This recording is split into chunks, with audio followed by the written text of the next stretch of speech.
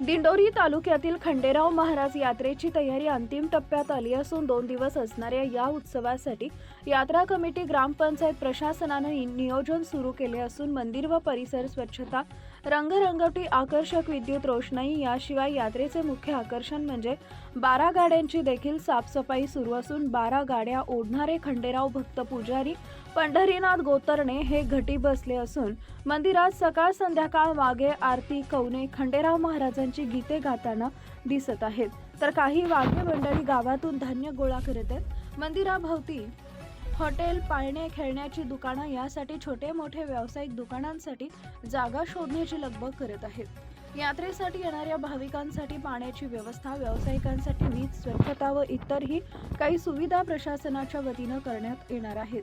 काही महत्त्वाच्या ठिकाणी गावामध्ये सीसीटीव्ही कॅमेरे लावण्यात आले। यात्रेच्या पहिल्याच दिवशी चांदोरी येथून खंडेराव महाराज भक्तांनी आणलेल्या जलानं मान्यवरांच्या हस्ते खंडेराव महाराजांच्या मूर्तीला पुरोहितांच्या मंत्रपठणानं जलाभिषेक व दुग्धाभिषेक करून पूजा करण्यात येणार आहे। दुपारी खंडेराव महाराज रथाची मिरवणूक व काठी मिरवणूक निघणार आहे। याशिवाय गळ टोचणे, नवस्फूर्ती, लोटांगण कार्यक्रम होणार असून सायंकाळी 12 गाडा ओढण्याचा कार्यक्रम होणार आहे।